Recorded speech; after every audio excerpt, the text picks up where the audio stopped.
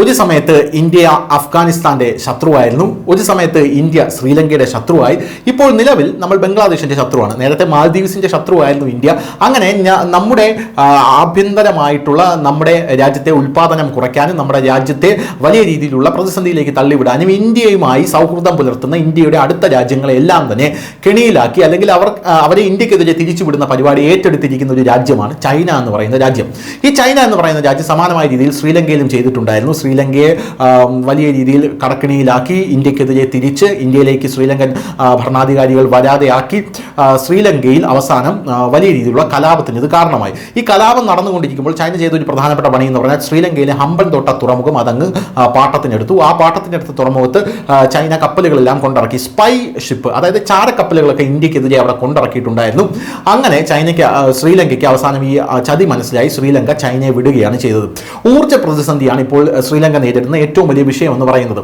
അതുകൊണ്ട് തന്നെ അദാനിയെ അവിടെ ഇറക്കി അവിടെ ഊർജ്ജം ഉൽപ്പാദിപ്പിക്കുന്ന പദ്ധതികൾ തുടങ്ങാനായി നമ്മുടെ കേന്ദ്ര സർക്കാർ പറഞ്ഞു വിട്ടിരുന്നു. യഥാർത്ഥത്തിൽ അദാനി അങ്ങോട്ട് പോയി, അതിന് പിന്നിൽ കേന്ദ്ര സർക്കാരാണ് എന്നുള്ളത് പരസ്യമായിട്ടുള്ള രഹസ്യമാണ്. അങ്ങനെയുള്ള സാഹചര്യത്തിൽ ഇത് നമ്മുടെ ഭാവിയിലുള്ള രാജ്യത്തിൻ്റെ വളർച്ചയ്ക്ക് വളരെയധികം സുപ്രധാനമായിട്ടുള്ള കാര്യമാണ്. നയതന്ത്രപരമായിട്ടും വളരെയധികം സുപ്രധാനമായിട്ടുള്ള കാര്യമാണ്.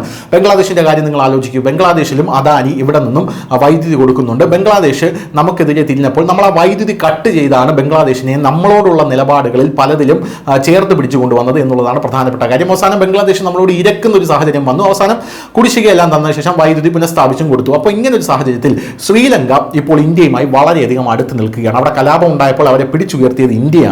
ഇപ്പോൾ ഇന്ത്യയും ശ്രീലങ്കയും പ്രതിരോധ സഹകരണത്തിലുള്ള കരാറിൽ ശനിയാഴ്ച ഒപ്പുവെച്ചു. ഇരു രാജ്യങ്ങളുടെയും സുരക്ഷ പരസ്പര ബന്ധിതവും പരസ്പരാശ്രിതവുമാണ്. ഉഭയകക്ഷി സഹകരണത്തിലുള്ള രൂപരേഖ അവതരിപ്പിക്കവേ പ്രധാനമന്ത്രി നരേന്ദ്രമോദിയെ പറഞ്ഞു. പോരാത്തതിന് ഇന്ത്യയും UAEയും സംയുക്തമായി ശ്രീലങ്കയിൽ ഒരു പദ്ധതി നടപ്പിലാക്കാൻ പോവുകയാണ്. ഇത് ചൈനയ്ക്ക് വലിയ തിരിച്ചടിയായിരിക്കും എന്നുള്ള കാര്യത്തിൽ തർക്കമില്ല. ഇന്ത്യൻ മഹാസമുദ്രത്തിൽ ചൈനയുടെ വലിയ ശല്യം വർദ്ധിച്ചു വരികയാണ്. ഇന്ത്യൻ മഹാസമുദ്രം എന്ന് പറഞ്ഞാൽ ഇന്ത്യയുടേതാണ്. അവിടെ ഏത് കപ്പൽ പോകണം, എന്ത് ചെയ്യണം എന്നൊക്കെ തീരുമാനിക്കുന്ന അതിൻ്റെ ഡോമിനൻ്റ് ആയി നിൽക്കുന്ന രാജ്യം ഇന്ത്യയാണ്. അവിടെ ചൈന കയറി കളിക്കുകയാണ്. ദക്ഷിണ ചൈന കടൽ എന്ന് പറഞ്ഞ ചൈന കടൽ എന്ന് പറഞ്ഞ ഒരു കടൽ ചൈനയ്ക്കുണ്ട്.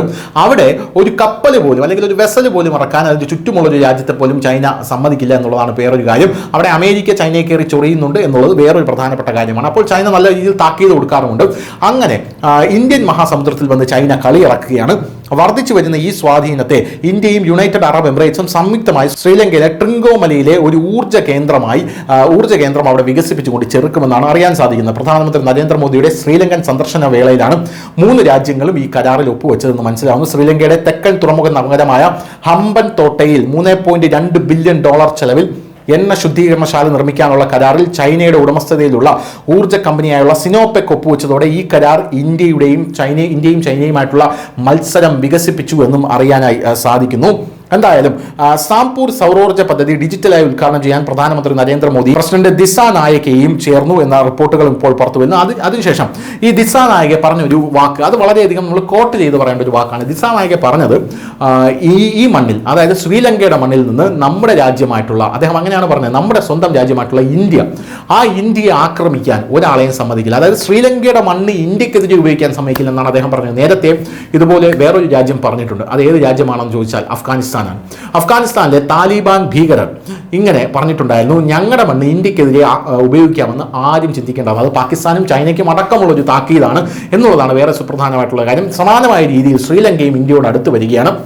വരുന്ന ദിവസങ്ങളിൽ എന്തൊക്കെയാണ് ഇതിൻ്റെ അലയൊലികൾ എന്ന് നമുക്ക് കണ്ടു തന്നെ അറിയാം. ചൈന വലിയ പിരിമുറുക്കത്തിലായിരിക്കുന്നു ഇതോടുകൂടി എന്നുള്ള കാര്യത്തിലും തർക്കമില്ല. News desk, news India Malayalam.